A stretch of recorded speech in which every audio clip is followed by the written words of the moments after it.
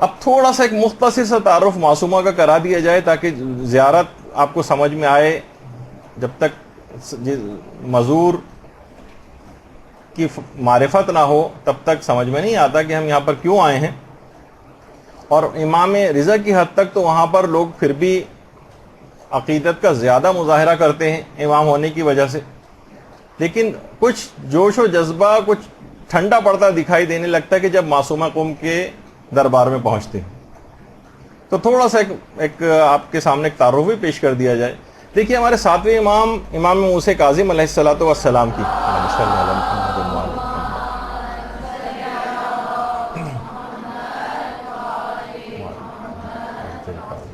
چار بیٹیاں تھیں. اچھا, چاروں کا نام امام نے فاطمہ رکھا تھا. فاطمہ کبریٰ, فاطمہ صغریٰ, فاطمہ وسطیٰ, فاطمہ اخریٰ. کبریٰ جو سب سے بڑی, صغریٰ جو چھوٹی, وسطیٰ جو درمیانی, اور اخریٰ جو سب سے آخر والی. اچھا, فاطمہ کبریٰ وہ تو معصومہ قوم سلام اللہ علیہ ہی ہیں, فاطمہ کبریٰ. اچھا, جو ان کی قبر قم میں, فاطمہ صغریٰ یہ آذربائیجان کا جو کیپٹل ہے باکو, وہاں پر مدفون. یعنی معصومہ قوم کی ایک بہن آذربائیجان کا جو وہاں باقاعدہ ان کا بہت بہترین مزار بھی, یہ فاطمہ صغریٰ. تیسری بہن فاطمہ وسطیٰ, ان کی قبر اصفہان میں, ایران میں اصفہان شہر جو. اور چوتھی بہن فاطمہ اخریٰ, یہ تو اس وجہ سے نسبتی اعتبار سے کون چھوٹی بڑی درمیانی اور سب سے آخری, یہ تو نام کا حصہ نہیں ہے بلکہ بعد میں پہچاننے کے لیے. فاطمہ جو تھی فاطمہ اخریٰ, ان کی قبر مبارک رشت میں ہے, ایران کا جو شہر رشت, یہ ان کی قبر مبارک ہے. فاطمہ اخریٰ سلام اللہ علیہا. اللہم صلی اللہ علیہ وسلم.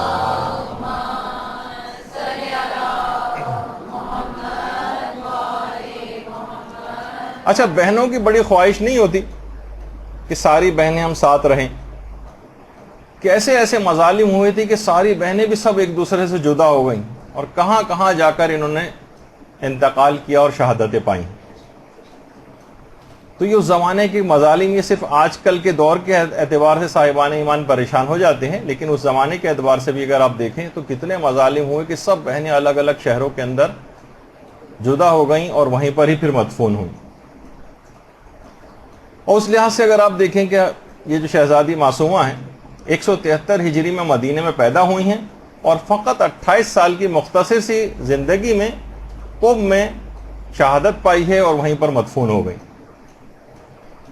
اچھا, جب باپ شہید ہو گئے, 5 سال کی عمر تھی معصومہ کی کہ باپ بھی شہید ہو گئے, اور اس کے بعد ہارون کی موت کے بعد مامون نے بھی وہی ظالمانہ روش اپنے باپ کی قائم رکھی اور زبردستی امام رضا کو خراسان جو ہے طلب کیا, جس کا پچھلی دفعہ ہم نے حوالہ دیا تھا. 1 سال تک تو بہت تڑپ کر انتظار کیا ہے معصومہ نے بھائی کی جدائی کا. مدینے سے خراسان امام کو لے جایا گیا تھا, 1 سال تک تو انتظار کرتی رہیں کہ شاید بھائی اب واپس آ جائیں, اب آ جائیں, لیکن جب آنے کی کوئی امید باقی نہ رہی تو جدائی برداشت نہ ہو سکی اور خود خراسان کا رخ کیا اور اپنے بھائیوں اور بھتیجوں کے ساتھ, 5 تو بھائی تھے اور بھتیجے ملا کر 23 افراد بنتے تھے. ساوا جو قوم کے قریبی ایک جگہ ہے, جب وہاں پر یہ قافلہ پہنچا ہے تو دشمنان اہل بیت نے حکومتی کارندوں کے ساتھ مل کر اس قافلے کے اوپر حملہ کیا باقاعدہ, اور معمولی سی ایک جنگ ہوئی جس کے اندر یہ سارے کے سارے بھائی اور بھتیجے شہید ہو گئے. سارے بھائی قتل کر دیے گئے, سارے بھتیجے مار دیے گئے. اتنا شدید صدمہ ہوا معصومہ قوم کو کہ بیمار پڑ گئیں, اور اس کے بعد لوگوں سے کہا کہ مجھے قوم لے چلو. میں نے اپنے بابا سے سنا ہے کہ قوم ہمارے شیعوں کا مرکز ہے, مجھے وہاں لے کے چلو. بہرحال قوم کے افراد کو پتہ چلا کہ معصومہ قوم تشریف لا رہی ہیں, تو بزرگان قوم کو جب اطلاع ملی تو فوراً دوڑتے ہوئے سارے کے سارے والہانہ طور پر استقبال کے لیے آئے اور خوشی سے بحال ہو گئے اہل قوم, اور موسیٰ ابن خزرج اشعری جو ایک وہاں کے ایک بہت بزرگ تھے، اہل قم میں سے بزرگوں میں شمار ہوتے تھے، باقاعدہ آئے ہیں اور معصومہ قم کے اونٹ کی مہار تھام کر شہر قم کے اندر داخل ہوئے۔ انہی کے گھر پر معصومہ قم نے قیام بھی کیا، اور باقاعدہ ایران کے اندر اس کے جو ویژول کچھ پلیز وغیرہ بنائے جاتے ہیں، اس میں اس پورے واقعے کو نمایاں طور پر وہ لوگ اس کو بناتے ہیں اور لوگوں کے سامنے پیش کرتے ہیں۔ 17 دن تک معصومہ قم میں رہی ہیں اس کے بعد، اور اسی بیماری کی حالت میں، شدید ترین بیماری تھی، دن و رات عبادت میں مصروف رہتی تھیں اور اللہ سے اسی طرح سے راز و نیاز کرتی تھیں، جس کی وجہ سے ان کا ایک لقب بھی ہے مریم آل محمد۔ جس طرح سے حضرت مریم عبادت کیا کرتی تھی، اسی طریقے سے معصومہ قم کی عبادت بھی۔ کم عمری ہی میں اس طرح سے پھر 17 روز صرف قم کے اندر رہی ہیں، اور اسی 17 روز کے بعد قم کے اندر شہادت پائی ہے، انتقال ہوا ہے۔ البتہ ہمارے علماء میں سے جعفر مرتضی عاملی نے باقاعدہ کتاب لکھی ہے، جس میں انہوں نے یہ بات بیان کی ہے کہ اور رجحان اپنا اس پہ ظاہر کیا کہ معصومہ قم سلام اللہ علیہ وہ ان کو ایک عورت نے زہر دے کر شہید کیا۔ البتہ انتقال کی بھی روایتیں ہیں، بیماری کے باعث اور صدمات کے باعث، اور ایک روایت یہ بھی ہے کہ وہ زہر جفا کے ہاتھوں شہید ہوئیں۔ 17 روز تک موسیٰ بن خزرج اشعری کے گھر کے اندر ہی قیام کیا تھا، اور وہاں آج بھی اب وہ گھر جو ہے ایک مدرسہ وہاں پر ہے، اس کا نام ہے مدرسہ سیدہ۔ اس میں باقاعدہ ایک عبادت گاہ بھی ہے کہ جہاں پر معصومہ قم عبادت کیا کرتی تھی، اور اس جگہ کا نام بیت النور ہے، لیکن بہرحال ایک مدرسے کے اندر ہے۔ اچھا، جب شہید ہو گئی ہیں معصومہ، تو اس کے بعد قوم کی جو مقدس خواتین تھیں وہ آئی ہیں، انہوں نے غسل اور کفن کے فرائض انجام دیے، لیکن ایک بہت بڑا مسئلہ ایک اہل قوم کے لیے ہو گیا۔ وہ یہ تھا کہ کوئی محرم موجود نہیں تھا کہ جو معصومہ کے جسم اطہر کو قبر کے اندر اتارے اور ان کو دفن کرے۔ سارے اہل قوم شدید پریشان تھے کہ اس موقع پر کیا کریں، اور ایک انتہائی متقی و پرہیزگار ایک بزرگ کا اہتمام کیا گیا جن کا نام قادر تھا۔ کہا کہ ان کا انتخاب کرتے ہیں۔ قادر خود بہت گھبرائے ہوئے تھے، کیسے معصومہ قوم کو کہ جسم اطہر کو قبر کے اندر اتارے۔ اب یہ سب پریشان قبر کے گرد کھڑے ہوئے تھے کہ اچانک سے دیکھا کہ دو بزرگوار ہستیاں گھوڑے پر سوار تشریف لا رہی ہیں۔ اللہم صلی علی محمد وعلی محمد۔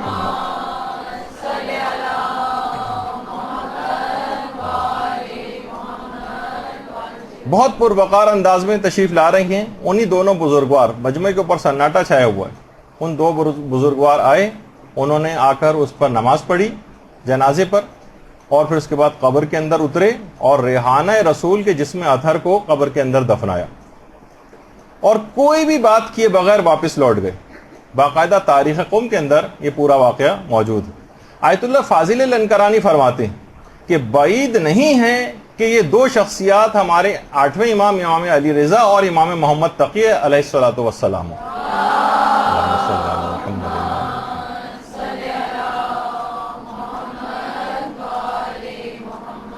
تدفین کے فرائض ان دونوں ائمہ معصومین علیہم السلام نے انجام دیے ہیں، اور جو اس فریضے کی ادائیگی کے بعد دوبارہ خراسان واپس تشریف لے گئے قوم سے۔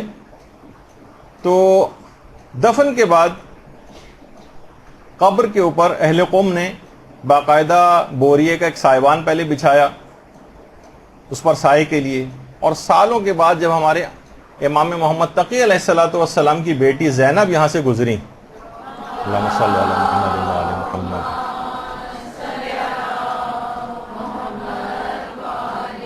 تو انہوں نے باقاعدہ اینٹوں کا ایک قبہ قبر کے اوپر جو ہے وہ تعمیر کروایا۔ سفینۃ البحار میں شیخ عباس قومی نے اس کی تفصیل لکھی ہے۔ اس کے بعد پھر یہ جو معصومہ کا جو حرم ہے، اس کے بعد یہ زیارت گاہ جو ہے وہ قرار پایا، اور آج تک بے تحاشا کرامات ان کے روضے سے صادر ہوتی ہیں۔ اچھا، آپ یہ دیکھیں کہ اتنی ایسی شخصیت ہے معصومہ کی، ایسا مقام اور قدر اور منزلت ہے کہ بڑے بڑے علماء اور فقہا یہاں پر آتے ہیں، اور اپنے عقیدت کا اظہار کرتے ہیں. یہ آیت اللہ صافی گل پائیگانی ہیں. قبر کی صفائی کے لیے، گرد و غبار کو صاف کرنے کے لیے بڑے بڑے مراجع یہاں پر آتے ہیں. رہبر محترم یہاں پر اکثر تشریف لاتے ہیں اور اپنے لیے باعث فخر سمجھتے ہیں. بڑے بڑے علماء صفائی کے لیے اپنے آپ کو مقرر کر رکھا ہے یہاں پر، یا آغا اشتہاردی ہیں. ان کا قوم کے اندر سب سے بہترین اور ایک بڑا درس اخلاق ہوا کرتا تھا. یہ اکثر معصومہ قوم کے حرم میں اس طرح سے آ کر بیٹھا کرتے تھے. بڑے بڑے مراجع، اس میں جو ہے ناصر مکارم شیرازی بھی ہیں اور آیت اللہ جعفر سبحانی ہیں، آ کر تلاوت قرآن کرتے ہیں. باقاعدہ ایک دن مقرر ہے کہ علماء صفائی کے لیے اپنے لیے مقرر کر رکھا ہے دن، کہ جھاڑو اور یہ تمام چیزیں اور ڈسٹر ان سب سے پوری سارے علماء آ کر ان فرائض کو انجام دیتے ہیں اور اپنے لیے باعث شرف اور باعث افتخار سمجھتے ہیں. اور باقاعدہ اپنے ساتھ کپڑے لے کر آتے ہیں تبرکن. وہ جو گرد و غبار یہاں سے سارا جو جمع ہوتا ہے متبرک، وہ اس کو لے کر جاتے ہیں. تو اس سے آپ اندازہ لگائیں. اور اتنی زیادہ کرامات ہیں باقاعدہ کہ پوری ایک کتاب اس موضوع پر لکھی گئی ہے. وہ کرامتیں جو خود حرم کے خدام نے دیکھی، عنایات معصومیہ کے نام سے پوری کتاب موجود ہے اس پر. اور کیوں نہ ہو، کیونکہ ایسی صفات اور ایسی کمال کی شخصیت تھی معصومہ کی کہ شبیہ حضرت فاطمہ الزہرا سلام اللہ علیہا قرار پائیں.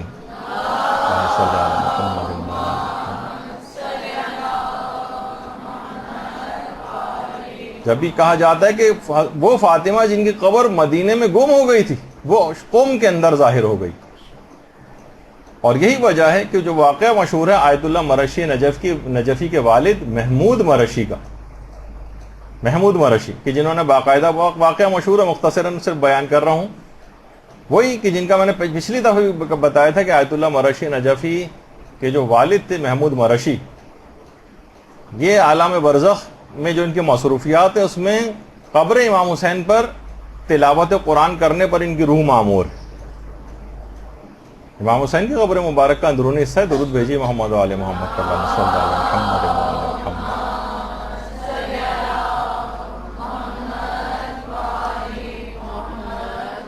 محمود مرشی نے حرم امیر المومنین میں 40 راتوں کا ایک عمل کیا تھا کہ یہ بات پتہ چلا سکیں گے حضرت زہرا کی قبر مبارک کہاں ہے.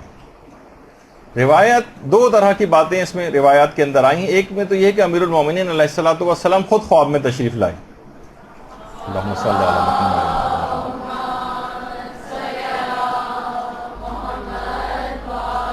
اور آیت اللہ محمود مرشی سے پوچھا کہ حضرت زہرا کی قبر کیوں معلوم کرنا چاہتے ہو کہ کہاں ہے؟ کہا کہ مولا اس وجہ سے تاکہ ہم زیارت کر سکیں.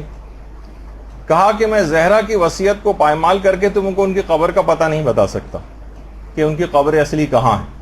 البتہ خدا نے حضرت زہرا کی زیارت کا تمام تر ثواب اور فضیلت معصومہ قوم کی زیارت میں قرار دے دی. اللہم صلی علی محمد و آل محمد.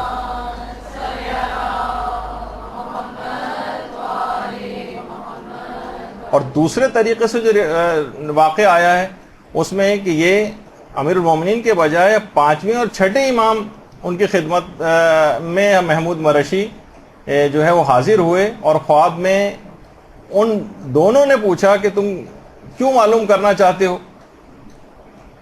تو انہوں نے سارا واقعہ یہ بتایا کہ تاکہ ان کی زیارت کر سکو. تو امام نے فرمایا تمہیں کریمہ اہل بیت کا دامن تھامنا چاہیے. اچھا، واقعے کے اندر یہ ہے کہ آیت اللہ محمود مرشی یہ سمجھے کہ گویا امام کا حکم حضرت زہرا کے بارے میں ہے. انہوں نے عرض کیا میری جان آپ پر قربان، میں نے یہ ختم قرآن حضرت زہرا کی قبر کا مقام جاننے کے لیے تو کیا تھا تاکہ میں آپ کی قبر کی زیارت کر سکوں. امام نے فرمایا میری بات سے مراد قم میں فاطمہ معصومہ کی قبر ہے، اور فرمایا کہ بعض مصلحتوں کی بنا پر اللہ نے ارادہ فرمایا ہے کہ فاطمہ زہرا کی قبر مخفی رہے، اس وجہ سے ذات باری نے قم میں حضرت معصومہ کی قبر کو حضرت زہرا کی قبر شریف کی جلوہ گاہ قرار دیا. تو آپ نے دیکھا کہ دوسری روایت میں 5ویں اور 6ٹھے امام سے ہے. اور امام نے اس کے اندر ایک جملہ کہا تھا علیک بکریمت اہل البیت، کہ تمہیں چاہیے کہ کریمہ اہل بیت کے دامن کو थाम लो, उनकी तरफ रुजू करो। आयतुल्लाह मरशी नजफी कहते हैं, ये तो उस ज़माने में निस्बतन इतने बूढ़े नहीं हुए थे, इनके वालिद कहते थे कि मैं तो अब इस काबिल नहीं रहा कि नजफ से बार बार क़ुम की ज़ियारत के लिए जाऊं, तो तुम मेरी नियाबत में मासूमा क़ुम की कब्र की ज़ियारत करो। आयतुल्लाह मरशी नजफी कहते हैं फिर मैं क़ुम आया नजफ से, और जब वापस जाना चाहता था तो शेख अब्दुल करीम हायरी के बहुत ज़्यादा इसरार की बिना पर फिर मैं क़ुम ही में रुक गया। और आज फरमाते हैं, जिस वक्त ये बात उन्होंने बयान की, कि आज 60 साल हो गए हैं, रोज़ाना मासूमा क़ौम की कब्र का पहला ज़ायर मैं होता हूँ। अल्लाहुम्मा सल्ली अला मुहम्मद व आले मुहम्मद।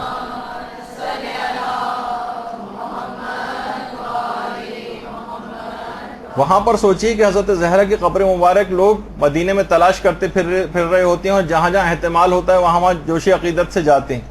लेकिन वही ज़ायरीन जब क़ुम में जाते हैं तो उनका जोश व जज्बा कुछ ठंडा पड़ता हुआ नज़र आता है, जबकि वही फजीलत और वही शरफ उनकी ज़ियारत का वही सवाब करार दे दिया गया है जो कि हज़रत ज़हरा की कब्र मुबारक का है, मासूमा क़ौम की कब्र का इतना ज़्यादा सवाब।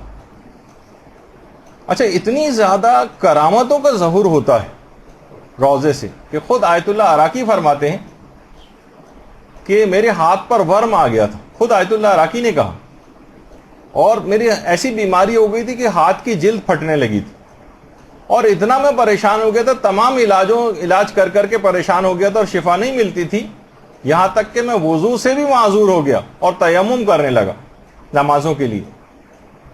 फिर एक दिन मैंने तवस्सुल किया हज़रत मासूमा से, तो मुझे इल्हाम हुआ मासूमा की तरफ से कि तुम दस्ताने पहना करो। मैंने सिर्फ चंद ही दिन दस्ताने पहने थे कि वो जो कभी मर्ज ठीक होने का नाम नहीं ले रहा था, फ़कत चंद दिनों के अंदर अंदर ही ठीक हो गया।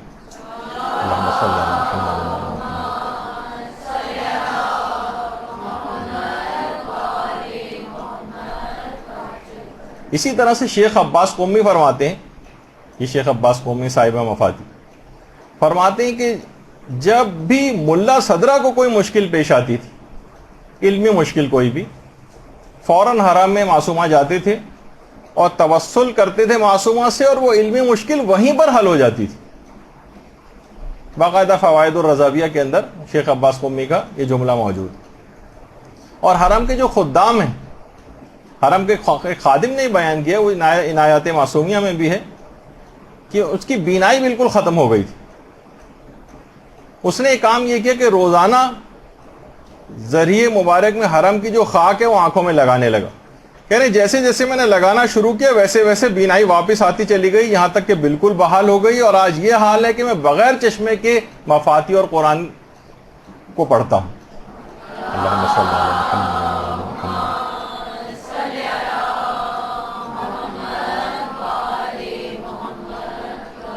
ख़वातीन के एतबार से वहाँ खादिमाएँ हैं, मर्दों में मर्द खुद्दाम होते हैं, औरतों में भी खादिमाएँ हैं वहाँ पर मासूमा क़ौम के हरम में।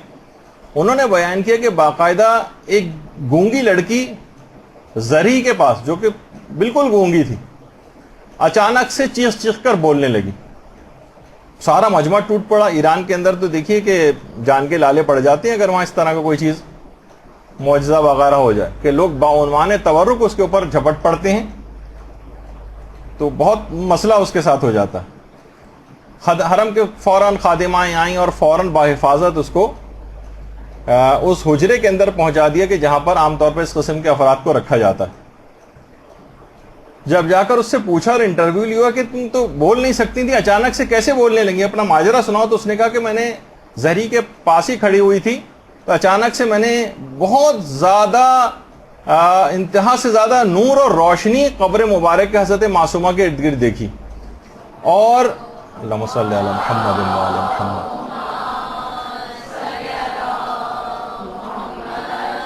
और मैंने देखा कि उसी कब्र मुबारक के उस नूर में से एक मौज़्ज़मा है जो मुझे देखकर कह रही कि अब तुम बिल्कुल ठीक हो गई हो, अब तुम बोल सकती हो। उसी वक्त मैंने चीख कर बोलना शुरू कर दिया, यानी उसको भी यकीन नहीं आया था। और यही वजह है कि आयतुल्लाह तक़ी खुनसारी भी ये बात फरमाते हैं कि हरम मासूमा क़ौम ऐसी जगह है कि जहां पर इमाम रिज़ा अलैहिस्सलाम भी मुदाखलत नहीं करते, یعنی یہاں مکمل طور پر معصومہ کی راجدہانی ہے یہ علاقہ. یعنی جس کو جو بھی وسیلہ بنانا ہے معصومہ قوم کو بنائے. حتیٰ کہ امام رضا بھی سفارش کے لیے قوم آتے ہیں یا معصومہ قوم سے سفارش کرتے ہیں, لیکن براہ راست قوم کے معاملات میں مداخلت نہیں کرتے. خود حجت الاسلام حیدر کاشانی جو کہ جو وہاں کی مسجد گوہر شاد ہے مشہد کی, وہ یہ فرماتے ہیں کہ عشرہ مجالس ایک دفعہ انعقاد ہوا تھا وہاں پر, تو اسی عشرے مجالس میں ایک مومنہ میرے پاس آئی اور آ کر کہنے لگی کہ میرے گھر میں 2 بیمار ہیں اور میں یہاں ان بیماروں کو لے کے براہ راست ادھر آ گئی ہوں مشہد. رستے میں بہرحال قوم بھی پڑتا تھا لیکن قوم وہ نہیں گئی, اور کہہ رہی جب میں یہاں پر آئی ہوں تو میں نے یہاں پر آ کر خواب میں امام رضا علیہ الصلوۃ والسلام کی زیارت کی.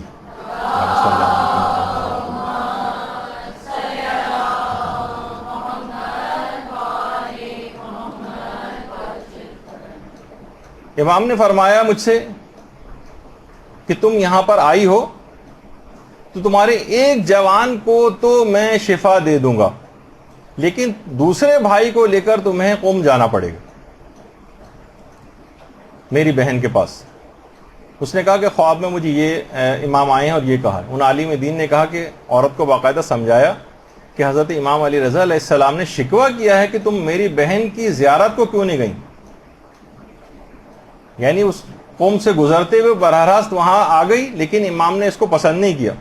آپ کو یاد ہوگا ایک دفعہ میں نے واقعہ بھی سنایا تھا کہ جب سعودی عرب کا ایک بادشاہ آیت اللہ بروجردی کے پاس قوم آنا چاہتا تھا تو انہوں نے ملنے سے منع کر دیا تھا, کیونکہ یہ تو وہابی العقیدہ ہے, کبھی کسی قبر کی زیارت پہ کبھی جائے گا نہیں اور میں برداشت نہیں کر سکتا, یہ معصومہ قوم کی توہین سمجھتا ہوں کہ کوئی بادشاہ میرے پاس آئے اور معصومہ کی قبر کی زیارت کے لیے نہ جائے.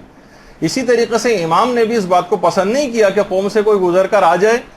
کہا کہ ایک کو میں دے دوں گا شفا, کیونکہ بہرحال اتنی دور سے 2 بیماروں کو لے کر آئی ہے, لیکن ایک کو تو لازمی وہاں لے جانا پڑے گا.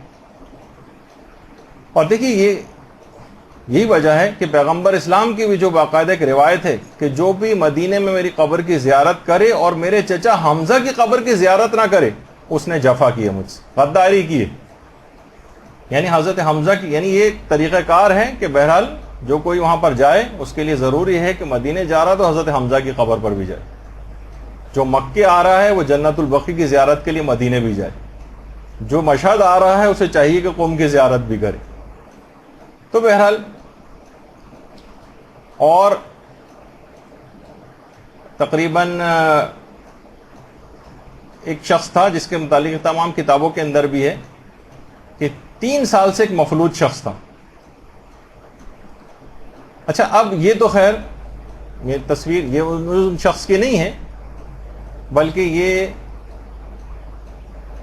آیت اللہ مہدوی کنی کی تصویر, جن کا بھی کچھ ہی عرصے پہلے انتقال بھی ہو گیا ہے. یہ کافی عرصے سے کوما کی حالت میں تھی اور حرم کے آستانہ قدس رضوی کی باقاعدہ ایک تبرکات حرم سے مس کر کے لے کر آتے ہیں بیماروں کے اوپر. تو کہتے ہیں کہ کتنے عرصے سے کوما میں تھے بالکل بے ہوش, اور جب ان کے اوپر یہ چیز جیسے ہی یہ وہاں سے مس کیا ہوا کپڑا ان کے اوپر ڈالا آیت اللہ مہدوی کنی پر ہاسپٹل میں, اسی وقت انہوں نے اپنی آنکھیں کھول دی تھی اور آنکھوں سے باقاعدہ آنسو بہنے لگے تھے. اس کے بعد پھر ظاہر ہے کچھ عرصے کے بعد پھر ہارٹ اٹیک ہوا اور اس کے بعد پھر دنیا فانی سے کوچ کر گئے. لیکن بہرحال یہ کہ اسی وقت یہ بہت حیران کن بات ہوئی کہ اسی وقت یہ اس طرح کا واقعہ ہوا.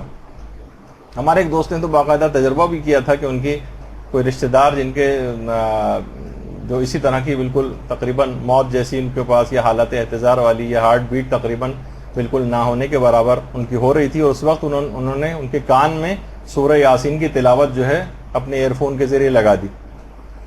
تو ایک دم سے اسی وقت تیزی کے ساتھ ہارٹ بیٹ جو نمایاں ہو رہی ہوتی ہے مانیٹر کے اوپر, اسی وقت اس کے اندر تبدیلیاں نوٹ کی گئی فوری طور پر. تو بعض اوقات دیکھیں ان تمام چیزوں کے اندر بہت تبرکات کے اندر بہت ہم لوگ کیونکہ مادیات کے پردے اتنے ہو گئے ہیں, شکوک و شبہات اتنے بڑھ گئے ہیں, اصلاً دیکھا جائے تو عقیدے بھی بہت کمزور ہو گئے ہیں, اس وجہ سے ہم لوگوں کے ساتھ یہ چیزیں پیش بھی نہیں آتی ہیں. تو بہرحال میں اس مفلوج کی بات بیان کر رہا تھا کہ جو 3 سال سے مفلوج تھا، اور وہ اسی حرم میں شفا یابی کی نیت سے باقاعدہ دعائے توسل میں بھی شریک ہوتا تھا، لیکن بہرحال اس کا فالج صحیح نہیں ہو رہا تھا۔ ایک دن اس نے امام رضا کی زری کے پاس آ کر گویا شکایت کی کہ مولا آپ غیر مسلموں کو بھی محروم نہیں کرتے، میں آپ کا شیعہ ہوں، آپ مجھ پر توجہ کیوں نہیں دے رہے ہیں؟ مولا آپ مجھ کو جواب دیں، یا تو مجھے جواب دے دیں یا پھر میں قوم جا کر آپ کی بہن سے آپ کی شکایت کروں گا۔ دیکھیے بہت بڑی بات ہے، بہت سے ہم لوگوں میں یہ بالکل اس بات کی کہ ہمارا کتنا بھی خدا نہ خواستہ نقصان کیوں نہ ہو جائے، اس قسم کی کوئی ہم لوگوں کے اندر ہمت نہیں کہ ہم امام سے یہ بات کہہ سکیں، لیکن بہت سے لوگ، ہر شخص کے احوال الگ ہوتے ہیں، طریقہ کار الگ ہوتا ہے۔ کہا میں مولا میں آپ کی شکایت کروں گا آپ کی بہن سے جا کر، اور پھر میں ان کو وسیلہ قرار دوں گا۔ وہ کہتا ہے مفلوج اس کو گھر دوبارہ لے کر آئے وہاں سے زری سے، کہہ رہا ہے میں گھر آ کر سویا تو میں نے خواب میں معصومہ قوم سلام اللہ علیہ کی زیارت کی۔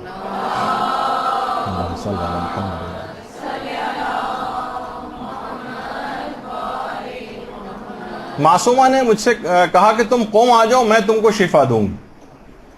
میں نے کہا کہ معصومہ آپ مجھے شفا یہیں پر دے دیں۔ معصومہ نے کہا نہیں، تم کو قوم آنا پڑے گا۔ بہرحال کہنے لگا کہ میں اپنی کوششوں سے بہرحال قوم پہنچ گیا، اور وہاں میں ویل چیئر پر کمبل اوڑے زری کے قریب ہی بیٹھا سو گیا ویل چیئر پر۔ تو میں نے دیکھا کہ سبز مقنے میں سبز رنگ کا مقنا تھا، معصومہ قوم علیہ السلام اللہ علیہ، ان کی میں نے زیارت کی۔ اللہم صلی علی محمد و علی محمد۔ دنوں کے اعتبار سے اس دن عید کا دن بھی تھا، اور کہا کہ تمہیں قوم آنا اللہ مبارک کرے، میں نے تم کو شفا دی ہے، اٹھ جاؤ، اب تم کو کوئی بیماری نہیں۔ میں نے کہا کہ معصومہ میں مفلوج ہوں، میں کھڑا نہیں ہو سکتا۔ معصومہ نے مٹی کے پیالے میں کوئی مشروب مجھے دیا، میں نے اس کو پیا، اسی وقت میری آنکھ کھل گئی، دیکھا کہ میں نے اپنے پاؤں میں حرکت کو محسوس کیا، اور اس کے بعد میں فوراً اچھل کر کھڑا ہو گیا۔ وہ دن عید کا دن تھا، عید کے دن معصومہ نے مجھے صحتیابی کی عیدی عطا کی، اور باقاعدہ یہ جو کرامت ہے آستان مقدسہ میں باقاعدہ اس مریض کی تصویر کے ساتھ، اس کی آڈیو کیسٹ کے ساتھ، اس میں اس نے سارا حال بیان کیا ہے، باقاعدہ وہاں پر محفوظ بھی۔ آیت اللہ سید جعفر میر عظیمی، انہوں نے باقاعدہ ایک کتاب لکھی ہے، بارگاہ فاطمہ معصومہ تجلی گاہ فاطمہ زہرا۔ روایت کے اندر بھی اس میں یہی آیا تھا نا محمود مرشی میں کہ وہ تجلی گاہ ان کی قبر کو قرار دے دیا گیا حضرت زہرا کی، باقاعدہ اس پہ کتاب لکھی ہے انہوں نے، اور اس میں آیت اللہ فاضل الانکرانی کی یہ بات نقل کی ہے۔ دیکھیے آتھینٹک ذریعے سے آیت اللہ جعفر میر عظیمی نے اپنی کتاب کے اندر آیت اللہ فاضل الانکرانی کی بات لکھی ہے کہ آیت اللہ فاضل الانکرانی فرماتے ہیں کہ ایک دن میں حرم معصومہ قوم میں زیارت کے لیے گیا، اور میں نے جا کر زیارت پڑھی، اور اس کے بعد کہا کہ معصومہ مجھے آپ سے کوئی دنیاوی حاجت نہیں، فقط اتنی عنایت آپ مجھ پہ کر دیں کہ مجھے آیت تطہیر کے اسرار کا علم عطا فرما دیں۔ دیکھیے کہ ہمارے معیار بھی تو ہونا چاہیے نا کوئی دعاؤں کا۔ میں نے پچھلی مرتبہ بھی کہا تھا کہ ہم ایک لحاظ سے دعاؤں کا معیار بھی گھٹیا ہو گیا۔ بہرحال آیت تطہیر کے اسرار اور رموز مجھے عطا فرما دیجئے۔ کہہ رہے ہیں میں اس دعا کے بعد گھر گیا ہوں، اور گھر میں جانے کے بعد میں نے غور و فکر سے آیت تطہیر کے ایسے مطالب مجھے القاء ہوئے کہ اگر میں 50 سال تک بھی مطالعہ اور فکر کرتا تب بھی مجھ پر وہ مطالب روشن نہ ہوتے جو کہ معصومہ قوم سے اس توسل کے بعد مجھ کو حاصل ہوں۔ درود بھیجیں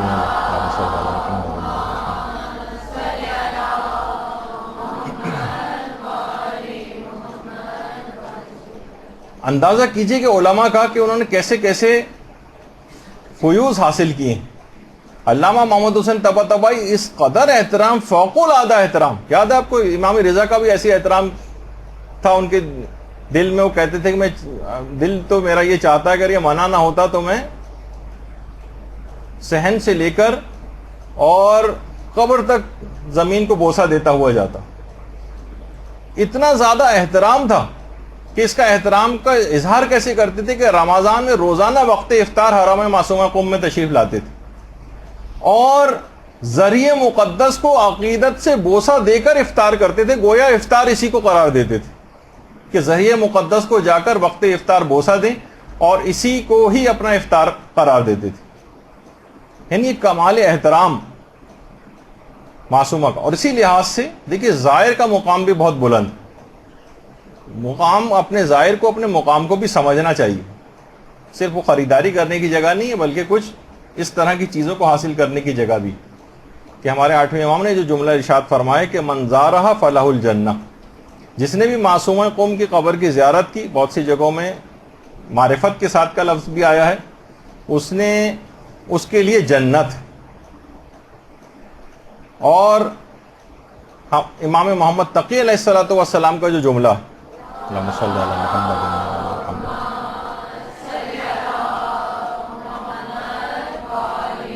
جس نے بھی قم میں ہماری پھوپھی کی زیارت کی اس کے لیے بھی جنت، اس کے لیے جنت. اور یہ بھی کہا، یہ بھی ہمارے 8ویں امام کا ہی ہے کہ اس نے زیارت کی ان کے حق کو پہچانتے ہوئے، عارفن بحقھا فلہ الجنہ، اس کے لیے جنت. اور عارفن کے معنی میں نے پچھلی دفعہ بھی بتایا تھا کہ ان کی اطاعت کرنا، ان کے فرامین کے مطابق چلنا، جو اس طریقے کار سے زیارت کرے گا اور اس دماغ میں رکھتے ہوئے ان کی پیروی کا ارادہ کرتے ہوئے، اس کے لیے جنت. اور اتنا زیادہ اپنے زائرین کی فکر ہے، جیسے آپ نے پچھلی دفعہ بھی سنا تھا کہ جس قدر اپنے زائرین پر امام رضا مہربان، اسی طرح سے ان کی بہن بھی اپنے زائرین پہ حد سے زیادہ مہربان.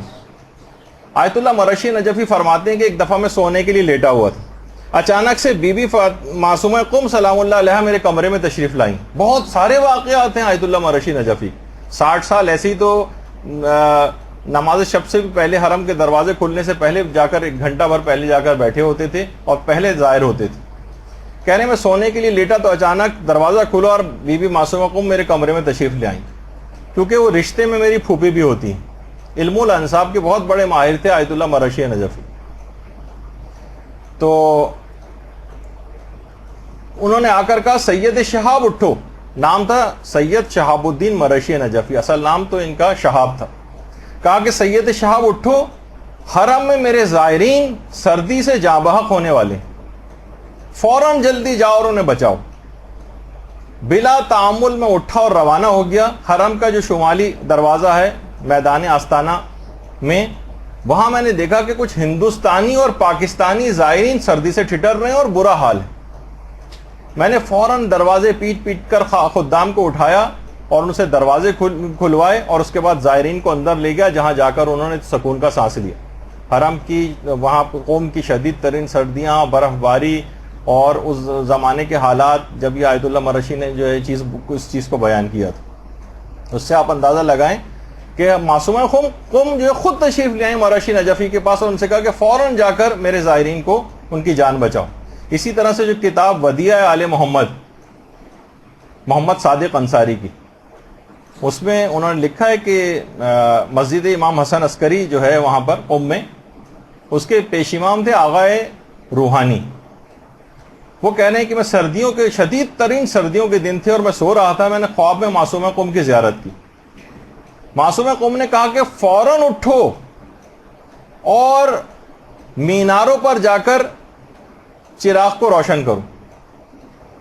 کہہ رہے میں فوراً اٹھا اور بھاگا، کیونکہ حکم تھا. بہرحال بھاگا میں گیا اور حرم کے جو مینار تھے ان میں چراغوں کو روشن کیا. اس تصویر میں بھی اگر آپ غور سے دیکھیں تو باقاعدہ آپ کو سمجھانے کے لیے کہ یہ واقعہ کس طرح سے ہوا ہوگا، باقاعدہ ہم نے اس پہ چراغ بھی بنا کے دکھایا تاکہ آپ ویژوالائز کر سکیں. فوراً میں نے تعمیل احکام کی، چراغ روشن کیے اور اس کے بعد پھر آ کر سو گیا. صبح کو جب میں گیا تو زائرین کچھ وہاں پر نئے آئے ہوئے تھے اور آپس میں باتیں کر رہے تھے کہ کل ہمارے ساتھ بی بی نے ایک بڑا عجیب معجزہ دکھایا، ورنہ تو اگر حرم کے کل میناروں کے چراغ روشن نہ کیے جاتے تو ہم حرم کا راستہ ہرگز نہ پا سکتے اور سب سردی کی وجہ سے ہلاک ہو جاتے. تو درود بھیجیے محمد و آل محمد.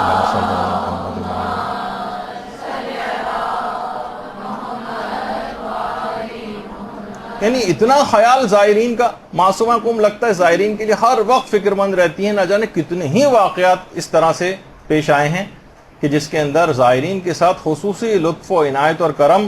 کبھی اپنی خادماؤں کو بھیجتی تھیں آیت اللہ مرشی نجفی کے پاس, کبھی خود تشریف لاتی. برحمتك يا أرحم الراحمين وصلى الله على محمد وآله